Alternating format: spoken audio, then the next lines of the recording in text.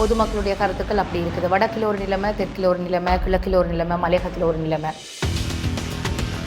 தமிழ் மக்களுக்கு 13வது திருத்தச் சட்டத்தை அமுல்படுத்துவதற்கு முன்னாள் ஜனாதிபதி சந்திரிகா அம்மையார் முயற்சித்த போது அந்த கட்சியிலிருந்து முதலாக அந்த யோசனையை பாராளுமன்றத்தில் வைத்து தீயிட்டு எரித்துவிட்டு வெளியேறியவர் தான் அனுரகுமார திசாநாயக்க.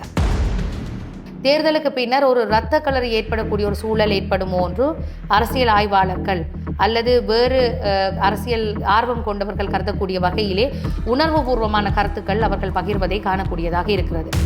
ஜனநாயக கட்டமைப்பில் இருந்து விலகி ஒரு இராணுவ நிகரான ஒரு ஆட்சியை அவர்கள் கொடுப்பார்கள் என்ற ஒரு தோற்றம் இப்பொழுதே ஆரம்பமாகி இருக்கிறது. இரண்டாவது, வடக்கு கிழக்கு மக்கள் அவர்களுடைய ஆரம்ப கால வரலாற்றை மறந்துவிட்டார்கள். தமிழ் மக்களுக்கு எதுவுமே கொடுக்கக்கூடாது என்பதிலே அவர்கள் எவ்வளவு உறுதியாக இருந்தார்கள். பாராளுமன்றத்துக்குள்ளே ஒரு அஃபிஷியல் டாக்குமெண்டை தீயிட்டு கொளுத்தி ஒருவர் தமிழ் மக்களிடம் சென்று, யாழ்ப்பாணத்திலே சென்று எனக்கு வாக்களியுங்கள் என்று சொல்வது என்பது எவ்வளவு மாற்றங்களை கொடுத்திருக்கிறது. அவர்கள் நினைக்கின்றார்கள் இந்த 2000ஆம் ஆண்டளவிலே பிறந்த குழந்தைகளுக்கு பழைய விடயங்கள் எதுவுமே தெரியாது. அது எங்களுடைய தவறு. பெற்றோர்கள் இந்த நாட்டினுடைய வரலாற்றை சொல்லி வளர்க்கவில்லை.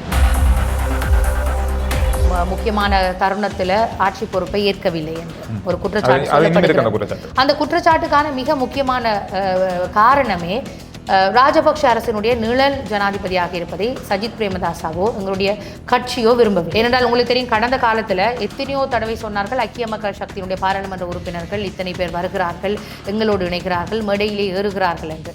மக்களோடு இருக்கக்கூடிய எந்த ஒரு தலைவனோ தலைவியோ அங்கு செல்லவில்லை. யார் மக்களிடமிருந்து வேறுபட்டு விலகி பொருளீட்டக்கூடிய எண்ணத்தோடு இருப்பவர்கள், பார் பமிட்டுகளை பெறக்கூடியவர்கள், ஏனைய பொருளாதார ரீதியான வலுவூட்டல்களை பெறக்கூடியவர்களாக இருக்கக்கூடியவர்கள் மாறியிருக்கிறார்கள். ஏனென்றால் அவர்களுக்கு தெரியும், அடுத்த பாராளுமன்ற தேர்தல் வரும்போது மக்களை சந்திக்க வேண்டும். மக்களை சந்திப்பதற்கு சஜித் பிரேமதாசாவோடு இருக்க வேண்டும். பாராளுமன்ற தேர்தலில் நாங்கள் வெற்றி பெறணும் அப்படின்றதுக்காக தான் இப்போ இருக்க பாராளுமன்ற உறுப்பினர்கள் சஜித் பிரேமதாசாவுக்கு ஆதரவு வழங்குறாங்க. அவங்க தனிப்பட்ட இல்லை, நான் இது ஒரு ஊடகவியலாளராக பதில் சொல்றேன். பொதுஜன பெரமுனவில் இருந்து ரணில் விக்ரமசிங்கவிற்கு ஆதரவளித்தவர்கள் மக்கள் செல்வாக்கு அற்றவர்கள். பொதுஜன பெரமுனவோடு இருக்கக்கூடியவர்கள், அந்த தங்களுடைய கட்சி வாக்கை தக்க வைத்துக் கொள்ளக்கூடியவர்கள், அவர்கள் தங்கள் கட்சியிலே இருக்கிறார்கள். நீங்கள் எழுதி வைத்துக் கொள்ளுங்கள், இந்த கட்சி மாறியவர்கள் யாருமே பாராளுமன்ற தேர்தலை சந்திக்க மாட்டார்.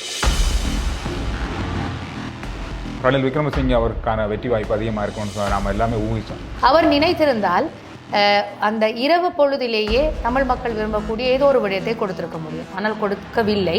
எனவே வெறுமனே உள்ளூராட்சி சபை தேர்தலை கூட கொடுக்க முடியாத ஒரு ரணில் விக்ரமசிங்கே அவர்கள் எப்படி தமிழ் மக்களுக்கான உரிமைகள், தமிழ் மக்களுக்கான அபிலாஷைகள், எங்களுடைய எதிர்பார்ப்புகளை நிறைவேற்றுவார்?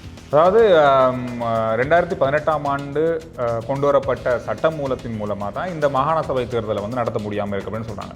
அந்த நேரத்தில் இருந்த நல்லாட்சியில் இப்போ இருக்கிற டிஎன்ஏ, சில தமிழ் கட்சிகள், முஸ்லீம் மக்களை பிரதிநிதித்துவ கட்சிகள் எல்லாமே அதுக்கு ஆதரவு வழங்கினாங்க. ஆனால் இப்போ தமிழ் டிஎன்ஏ சொல்வது இதை வந்து ரணில் விக்ரமசிங்கே தான் தமிழ் மக்களை வந்து பழி வாங்கினாரு. ஆனால் இது நிறுத்தி வைக்கிறதுக்கு டிஎன்ஏயும் ஒரு காரணம். இப்போ அவங்க சஜித் பிரேமதாசாவுக்கு ஆதரவு வழங்குறாங்க.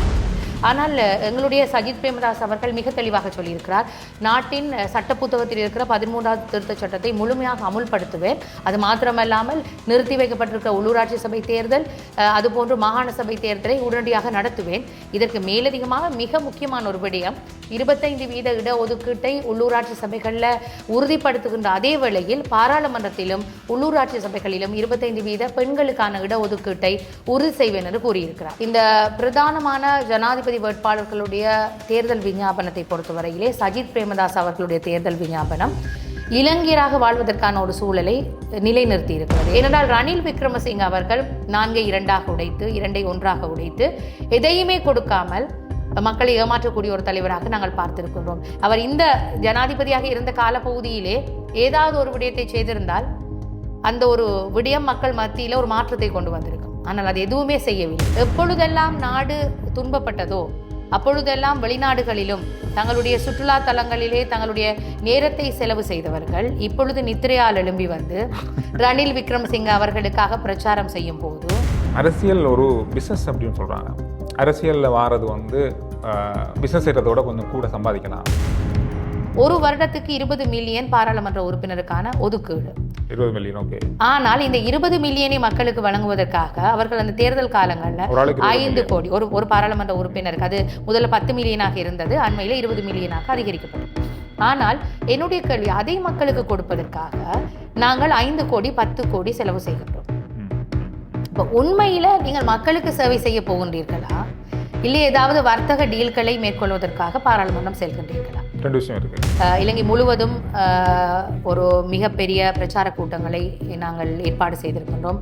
உங்களுக்கு தெரியும், எந்தவித காரணமும் இல்லாமல் பிரச்சாரங்களுக்கு வணிகவும் கொடுக்கறதுக்கு பிரச்சாரங்களுக்கு பேருந்துகளில் மக்களை கொண்டு வராங்க. அது உண்மையாலேயே அவ்வளவு விரும்பி வராங்களா, இல்ல கூட்டத்துக்கு கொண்டு வரப்படுதா? இல்லை, எல்லா கூட்டத்திலையும் இருக்கு. இல்ல, எல்லா கட்சிகளும் இருக்கு. எங்களை பொறுத்தவரையில் ஐக்கிய மக்கள் சக்தியை பொறுத்தவரையில் இந்த 21ஆம் தேதி தேர்தல் என்பது இலங்கையினுடைய தலையெழுத்தை மாற்றக்கூடிய ஒரு தேர்தல். அனைவரும் சிந்தித்து வாக்களிக்க வேண்டும். மீண்டும் இரத்தாறு ஓடுவதா அல்லது ஜனநாயக கட்டமைப்பிலே இளைஞராக வாழ்வதற்கான ஒரு உறுதிமொழியை பெறுவதா என்பது எங்களுடைய புள்ளடிகளில் மாத்திரம்தான் இருக்கிறது. தொலைபேசி சின்னம் சஜித் பிரேமதாசா, ஒரு புள்ளடி. நேர்காணல் ஒரு புத்துணர்ச்சியை கொடுக்குது. நன்றி. 9வது ஜனாதிபதி தேர்தலுக்கான பிரச்சாரங்கள் பெரிய அளவில் போய் கொண்டிருக்கு. ஆரம்பத்தில் நாம் எப்படி எதிர்பார்த்தோமோ அது இப்போ தலைகீழாக மாறி இருக்க மாதிரி ஒரு உணர்வு நிறைய பேர்கிட்ட இருக்குது. அந்த கருத்து நிறைய பேர்கிட்ட இருக்குது. எனக்கு தெரிஞ்ச ஊடகவாளர் தான் தெரியும் அவங்க. எனக்கு இப்போ ஒரு அரசியல்வாதியாக இருக்காங்க, உமாச்சந்திரா பிரகாஷ்.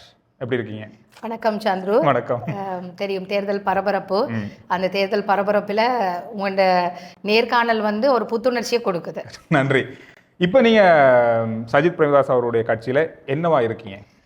கட்சியினுடைய பிரதி செயலாளர், பெண்கள் அணியினுடைய உப தலைவர், வடமாகாணத்தினுடைய பிரதான அமைப்பாளர், கட்சியினுடைய தமிழ் ஊடக பேச்சாளர், இதற்கு மேலதிகமாக யாழ்ப்பாண தேர்தல் மாவட்டத்தினுடைய அங்கீகரிக்கப்பட்ட முகவராக தற்பொழுது நியமிக்கப்பட்டிருக்கிறார். திடீர்னு இந்த அரசியல் பக்கம், மீடியால இருந்து அரசியல் பக்கம் போனதுக்கு காரணம் திடீர்னு போனதுக்கு ஒன்றுமே இல்லை. இந்த 25% இட ஒதுக்கீடு உள்ளூராட்சி சபைகளில் கொடுத்தார்கள்.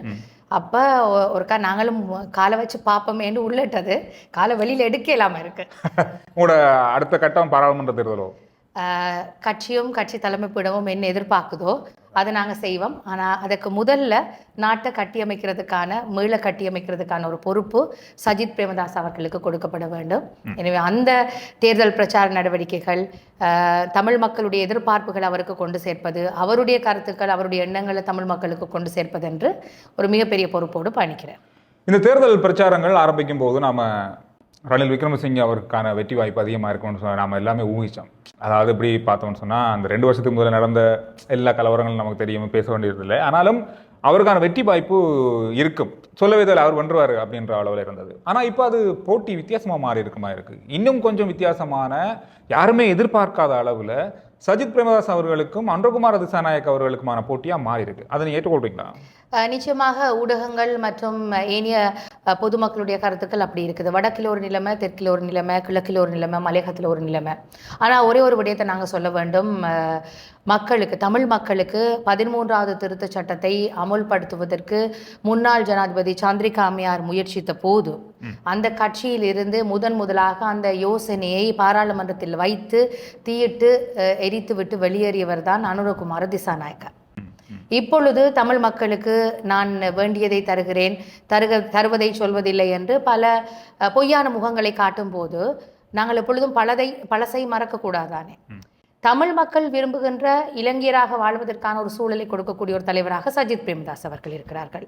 ரணில் விக்ரமசிங்கே அவர்களை பார்த்தீர்கள் என்றால் எத்தனையோ தடவைகள் எதிர்க்கட்சி தலைவராக இருந்திருக்கிறார், பிரதமராக இருந்திருக்கிறார். தற்பொழுது ஒரு நாட்டினுடைய அதி நிறைவேற்று தரம் கொண்ட ஜனாதிபதியாக இருந்திருக்கிறார். அவர் நினைத்திருந்தால் அந்த இரவு பொழுதிலேயே தமிழ் மக்கள் விரும்பக்கூடிய ஏதோ ஒரு விடயத்தை கொடுத்திருக்க முடியும். ஆனால் கொடுக்கவில்லை. இதற்கு மேலதிகமாக அந்த உள்ளூராட்சி சபை தேர்தலை கூட சட்டவிரோதமான முறையில் நிறுத்தி வைத்திருப்பதாக நீதிமன்றம் கூட சொல்லியிருக்கிறது. எனவே வெறுமனே உள்ளூராட்சி சபை தேர்தலை கூட கொடுக்க முடியாத ஒரு ரணில் விக்ரமசிங்கே அவர்கள் எப்படி தமிழ் மக்களுக்கான உரிமைகள், தமிழ் மக்களுக்கான அபிலாஷைகள், எங்களுடைய எதிர்பார்ப்புகளை நிறைவேற்றுவார்?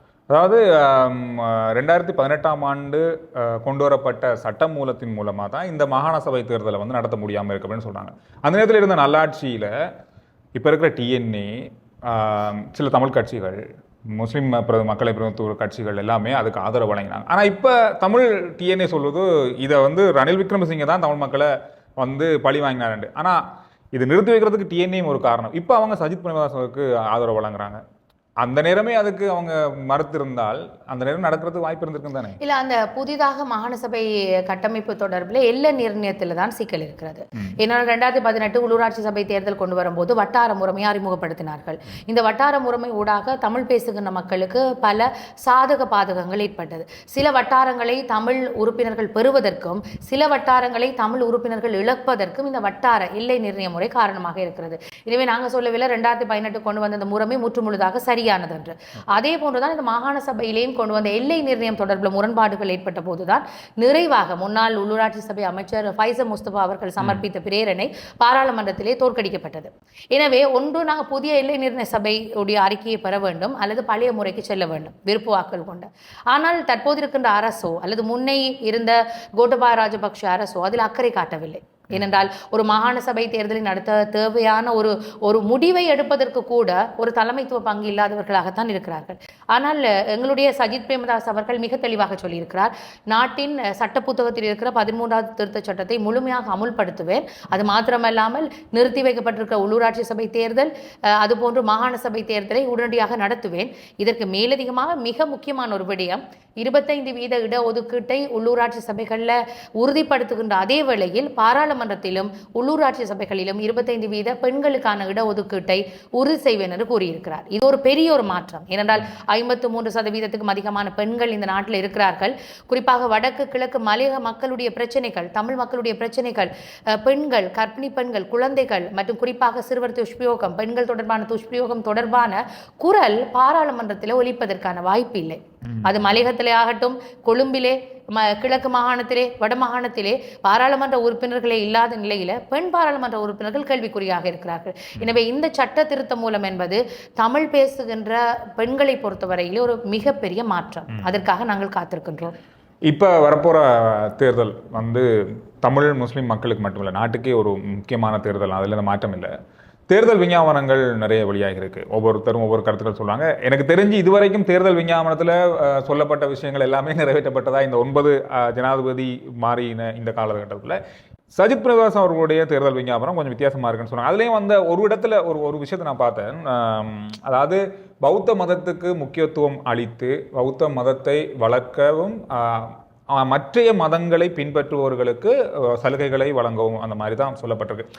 அது பௌத்தம், ஹிந்து, இஸ்லாம் அப்படின்ட்டு வந்திருக்கலாமோ அப்படின்னு ஒரு சில விமர்சனங்களை பார்த்தேன்னா அதை தனியாக பிரிச்சுட்டு இதை தனியாக விட்டுருக்காங்க அப்படின்ற மாதிரி.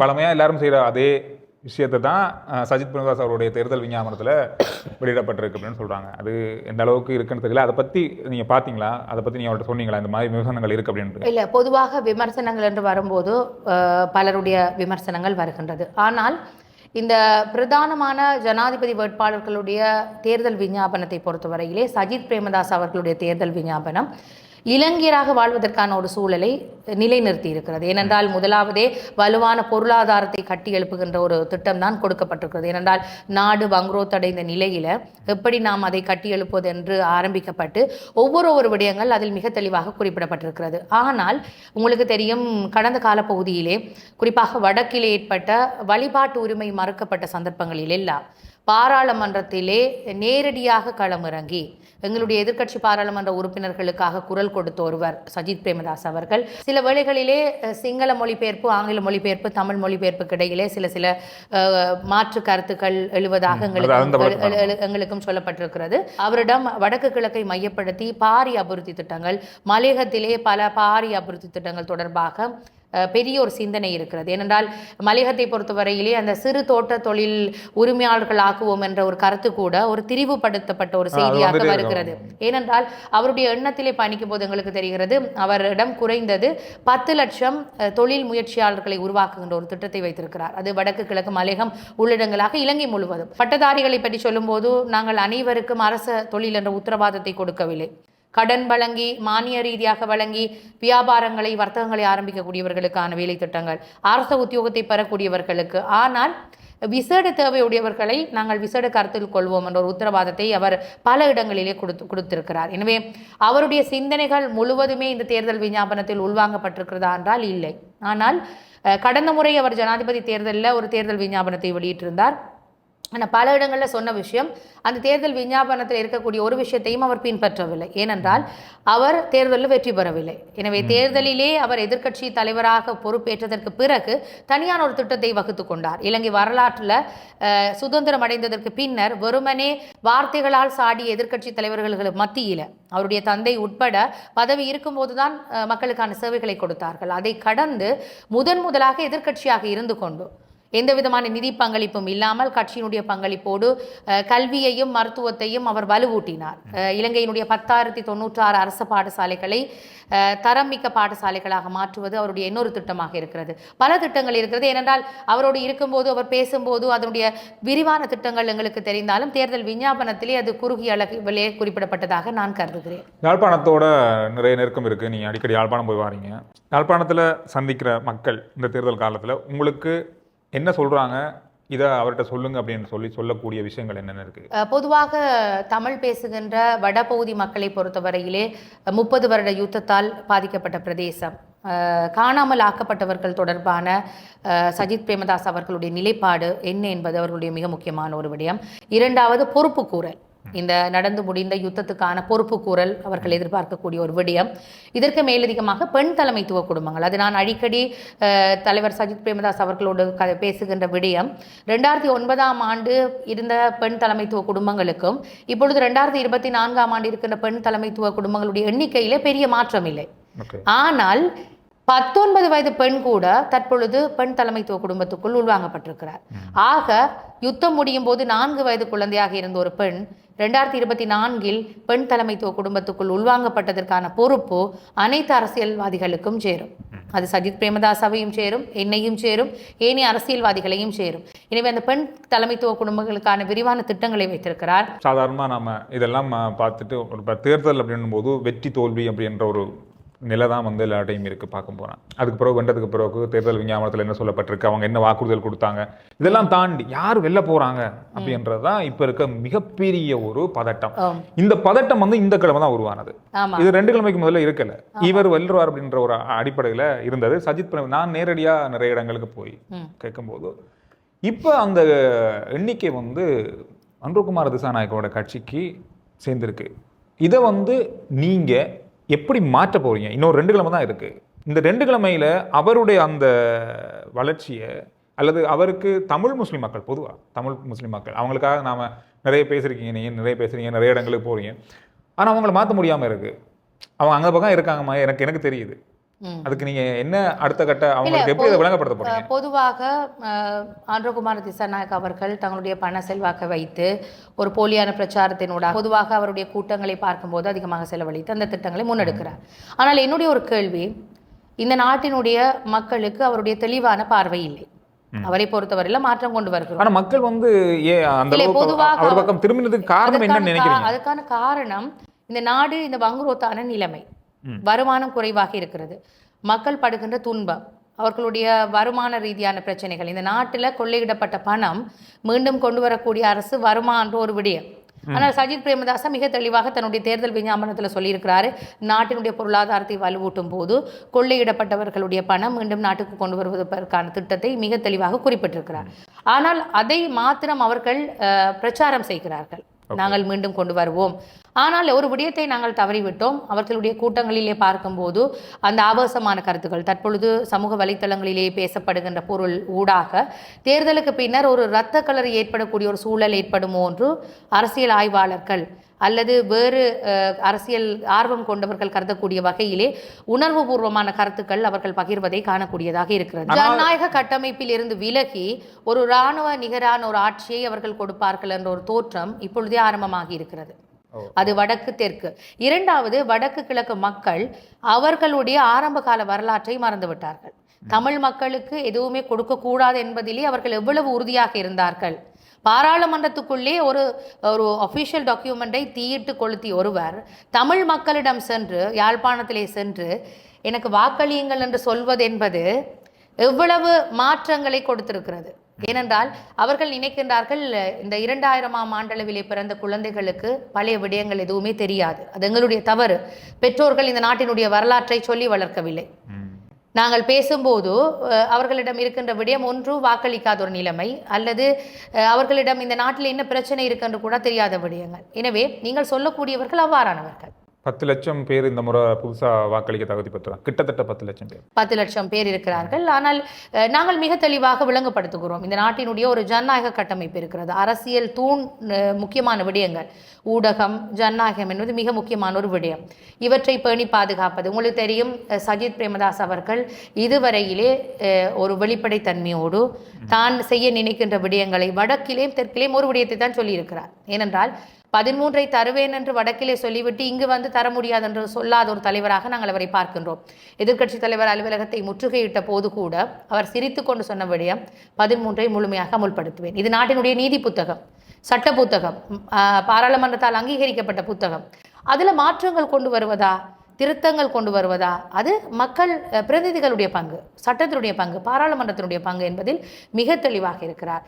எங்களை பொறுத்தவரையிலே தமிழ் பேசும் மக்கள், குறிப்பாக தமிழர்கள், முஸ்லீம் மக்கள், அவர்களுக்கான ஒரே ஒரு விடயமாக நான் பார்க்கிறேன், எதிர்காலத்தில் ஒரு நாட்டினுடைய அபிவிருத்தியை நோக்கி எங்களுடைய இன ரீதியான மத ரீதியான ஒரு அங்கீகரிக்கப்பட்ட ஒரு வாழ்க்கையை வாழ்வதற்கான ஒரே ஒரு தலைவராக சஜித் பிரேமதாஸ் அவர்களை நாங்கள் பார்க்கின்றோம். ஏனென்றால் ரணில் விக்ரமசிங்க அவர்கள் 4ஐ 2ஆக உடைத்து, 2ஐ 1ஆக உடைத்து, எதையுமே கொடுக்காமல் மக்களை ஏமாற்றக்கூடிய ஒரு தலைவராக நாங்கள் பார்த்திருக்கின்றோம். அவர் இந்த ஜனாதிபதியாக இருந்த காலப்பகுதியிலே ஏதாவது ஒரு விடயத்தை செய்திருந்தால் அந்த ஒரு விடயம் மக்கள் மத்தியில் ஒரு மாற்றத்தை கொண்டு வந்திருக்கும். ஆனால் அது எதுவுமே செய்யவில்லை. சரி, இப்போ வந்து 21ஆம் தேதி நடக்க போகிற இந்த தேர்தல் சஜித் பிரேமதாஸ் அவருக்கான வெற்றி நாளாக இருந்தால் அடுத்து என்ன நடக்கும்? என்ன உடனடியான விஷயங்கள் கொண்டு வரப்படும்? நிச்சயமாக நாங்கள் சொல்லியிருக்கின்றோம், எங்களுடைய வெற்றியின் பின்னர் உடனடியாக பாராளுமன்ற தேர்தல். ஏனென்றால் இப்பொழுது இருப்பது காலத்தில் நடக்கும் மிக விரைவாக, அதாவது சட்ட திட்டங்களுக்கு அமைவாக உடனடியாக பாராளுமன்ற அமைச்சரவைகள் இப்பொழுது பாராளுமன்ற தேர்தல் நடக்கிறதுக்கு முன்பு இருக்கின்ற காலகட்டம் இருக்கு. அது எப்படி இருக்கும்? இல்லை, அது வந்து உண்மையில நாங்கள் அதுக்கான ஒரு திட்டத்தை வைத்திருக்கிறோம். ஆனால் எந்த ஒரு சந்தர்ப்பத்திலும் ராஜபக்ஷ அரசோடு, இப்பொழுது இருக்கின்ற பாராளுமன்ற அரசோடு நாங்கள் எங்களுடைய ஆட்சியை அமைக்கப் போவது இல்லை. ஏனென்றால் நிறைய பேர் சொன்னார்கள் சஜித் பிரேமதாஸ் அவர்கள் அந்த முக்கியமான தருணத்தில் ஆட்சி பொறுப்பை ஏற்கவில்லை என்று ஒரு குற்றச்சாட்டு சொல்லப்படுகிறது. அந்த குற்றச்சாட்டுக்கான மிக முக்கியமான காரணமே ராஜபக்ஷ அரசினுடைய நிழல் ஜனாதிபதியாக இருப்பதை சஜித் பிரேமதாசாவோ எங்களுடைய கட்சியோ விரும்பவில்லை. ஏனென்றால் உங்களுக்கு தெரியும், கடந்த காலத்தில் எத்தனையோ தடவை சொன்னார்கள், ஐக்கிய மக்கள் சக்தியினுடைய பாராளுமன்ற உறுப்பினர்கள் இத்தனை பேர் வருகிறார்கள், எங்களோடு இணைகிறார்கள், மேடையிலே ஏறுகிறார்கள் என்று. மக்களோடு இருக்கக்கூடிய எந்த ஒரு தலைவனோ தலைவியோ அங்கு செல்லவில்லை. யார் மக்களிடமிருந்து வேறுபட்டு விலகி பொருளீட்டக்கூடிய எண்ணத்தோடு இருப்பவர்கள், பார் பமிட்டுகளை பெறக்கூடியவர்கள், ஏனைய பொருளாதார ரீதியான வலுவூட்டல்களை பெறக்கூடியவர்களாக இருக்கக்கூடியவர்கள் மாறியிருக்கிறார்கள். ஏனென்றால் அவர்களுக்கு தெரியும், அடுத்த பாராளுமன்ற தேர்தல் வரும்போது மக்களை சந்திக்க வேண்டும், மக்களை சந்திப்பதற்கு சஜித் பிரேமதாசாவோடு இருக்க வேண்டும் என்று. பாராளுமன்ற தேர்தலில் நாங்கள் வெற்றி பெறணும் அப்படின்றதுக்காக தான் இப்போ இருக்க பாராளுமன்ற உறுப்பினர்கள் சஜித் பிரேமதாசாவுக்கு ஆதரவு வழங்குறாங்களோ. ஏன்னா இப்போ வந்து ரணில் விக்ரமசிங்கே ஆதரவு வழங்குறதுல அவங்களுக்கு எந்த பிரச்சனையும் இருக்காது. ஏன்னா இப்போ அவருடைய பெரிய குற்றச்சாட்டு அவர் மேலே இருக்கிறது, மொட்டு கட்சியில் இருக்கவங்க, ராஜபக்ஷ குடும்பத்தில் இருக்கவங்களுக்கு உதவி செஞ்சார் அப்படின்ற பேர் தங்களுக்கும் வந்துடக்கூடாதுன்றதுக்காக தான் சஜித் பிரேமதாசாவுக்கு ஆதரவு வழங்கினாங்களா, இல்ல அவர் வெற்றி பெறணுன்ற நோக்கத்தோட வழங்கினாங்களா? அதுல தெளிவாக பாருங்கள், அவங்க தனிப்பட்ட பொதுஜன இல்லை, நான் இது ஒரு ஊடகவியலாளரா பதில் சொல்றேன். பொதுஜன பெரமுனவில் இருந்து ரணில் விக்ரமசிங்கவிற்கு ஆதரவளித்தவர்கள் மக்கள் செல்வாக்கு அற்றவர்கள். பொதுஜன பெரமுனவோடு இருக்கக்கூடியவர்கள், அந்த தங்களுடைய கட்சி வாக்கை தக்க வைத்துக் கொள்ளக்கூடியவர்கள், அவர்கள் தங்கள் கட்சியிலே இருக்கிறார்கள்.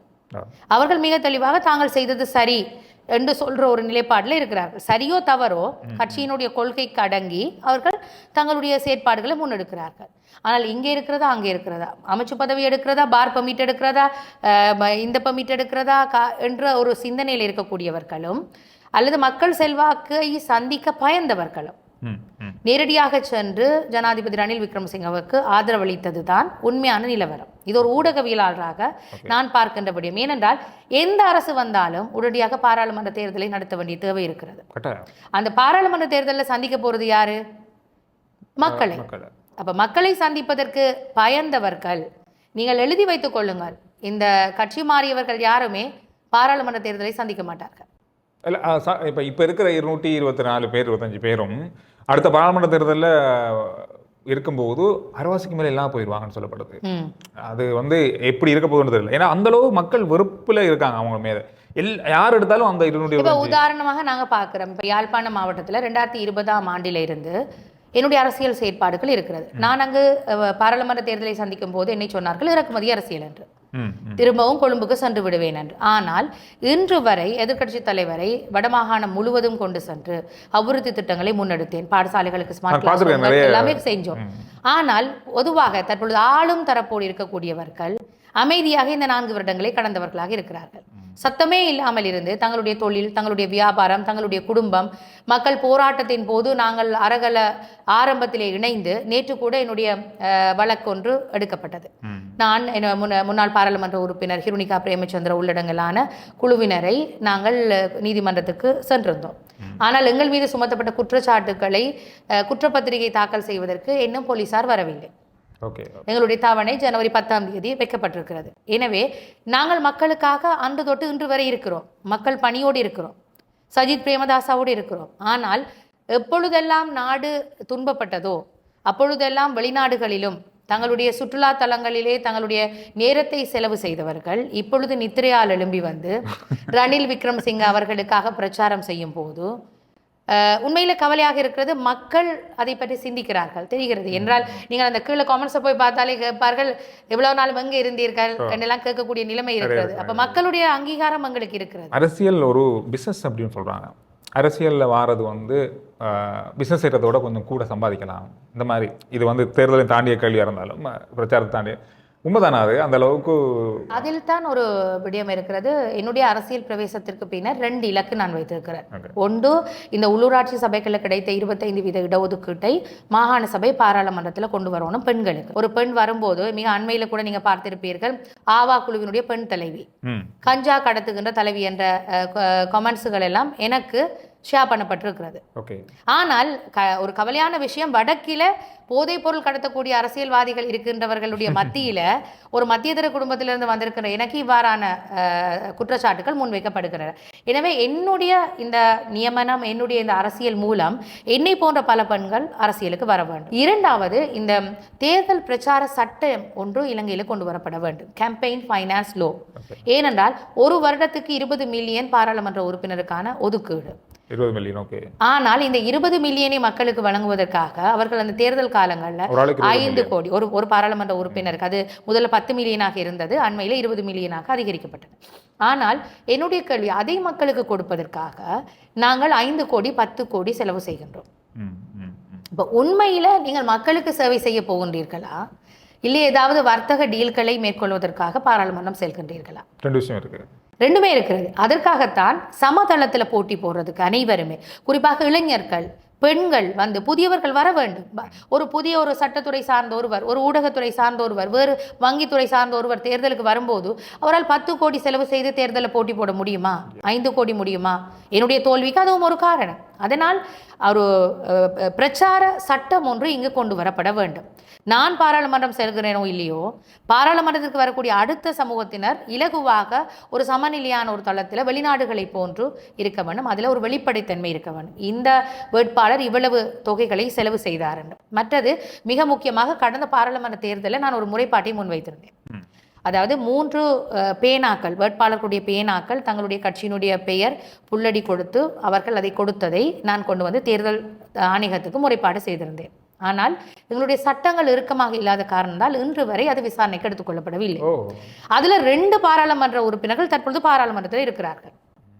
கேள்வி கொரோனா காலத்தில் வாக்களிப்பதற்கு பேனாக்கள் நாங்களே கொண்டு செல்ல வேண்டும். ஆனால் அந்த வேட்பாளர்கள் கொடுத்த பேனாக்களோடு வந்து அவர்கள் வாக்களிப்பதற்கு இடம் கொடுத்தார்களா இல்லை அதுக்கு மாற்றீடு கொடுத்தார்களா என்ற ஒரு கேள்வியில் தான் அந்த முறைப்பாடு அமைந்திருந்தது. ஆனால் இப்பொழுது நாங்கள் தேர்தல் ஆணையத்தை தொடர்பு கொள்ளும்போது அவர்கள் சொல்கிறார்கள் இவ்வாறான வழக்குகளை விசாரிப்பதற்கு பொது நீதிமன்றங்களைத்தான் நாங்கள் நாட வேண்டும். ஏற்கனவே இருக்கின்ற வழக்குகளோடு இது இயலாத ஒரு விடயம். எனவே ஒரு தேர்தல் சட்டங்கள் தொடர்பாக தனியான ஒரு நீதிமன்றம் அமைக்கப்பட்டு அந்த விசாரணைகள் மேற்கொள்ளப்பட்டு தகுந்த தண்டனை கொடுக்கப்பட வேண்டும். இப்ப நடக்க போற அடுத்தடுத்த பிரச்சாரங்கள் எந்த மாதிரி இருக்கும், எந்தெந்த பிரதேசத்தில் நடக்க போகுது? இலங்கை முழுவதும் ஒரு மிகப்பெரிய பிரச்சார கூட்டங்களை நாங்கள் ஏற்பாடு செய்திருக்கின்றோம். உங்களுக்கு தெரியும், எந்தவித காரணமும் இல்லாமல் பிரச்சாரங்களுக்கு வணிகவும் கொடுக்கறதுக்கு பிரச்சாரங்களுக்கு பேருந்துகளில் மக்களை கொண்டு வராங்க. அது உண்மையாலேயே அவ்வளவு விரும்பி வராங்களா இல்ல கூட்டத்துக்கு கொண்டு வரப்படுதா? இல்லை, எல்லா கூட்டத்திலையும் இருக்குது. இல்லை, எல்லா கட்சிகளும் இருக்கு. எங்களை பொறுத்தவரையில் ஐக்கிய மக்கள் சக்தியை பொறுத்தவரையில் எங்களோடு இருக்கின்ற மக்கள் நாங்கள் கூட்டங்களுக்கு வர வேண்டும், சஜித் பிரேமதாசாவுக்கு தன்னுடைய ஆதரவை கொடுக்க வேண்டும் என்பதற்காக அவர்கள் வருகிறார்கள். அதே நேரத்தில் இந்த பிரச்சார கூட்டங்களில் நாங்கள் வடக்கு கிழக்கை மையப்படுத்தி இருக்கின்றோம். அதிகமாக இந்த 10ஆம் திகதி வீரசிங்க மண்டபத்திலே ஜலனி பிரேமதாஸ் அவர்களுடைய பெண்கள் சந்திப்பு ஏற்பாடு செய்திருக்கின்றோம். இன்னும் ஒரு விடயம், 15ஆம் திகதி காலை 9 மணிக்கு கிளிநொச்சியிலே பசுமை பூங்காவிலும் அதே போன்று 11 மணிக்கு சங்கிலியன் பூங்காவிலும் பிரச்சார கூட்டங்களை ஏற்பாடு செய்திருக்கணும் பிரம்மாண்டமான முறையில். இந்த 21ஆம் தேதி தேர்தல் என்பது இலங்கையினுடைய தலையெழுத்தை மாற்றக்கூடிய ஒரு தேர்தல். அனைவரும் சிந்தித்து வாக்களிக்க வேண்டும். மீண்டும் இரத்தாறு ஓடுவதா அல்லது ஜனநாயக கட்டமைப்பிலே இளைஞராக வாழ்வதற்கான ஒரு உறுதிமொழியை பெறுவதா என்பது எங்களுடைய புள்ளடிகளில் மாத்திரம்தான் இருக்கிறது. தொலைபேசி சின்னம் சஜித் பிரேமதாசா, ஒரு புள்ளடி. நன்றி.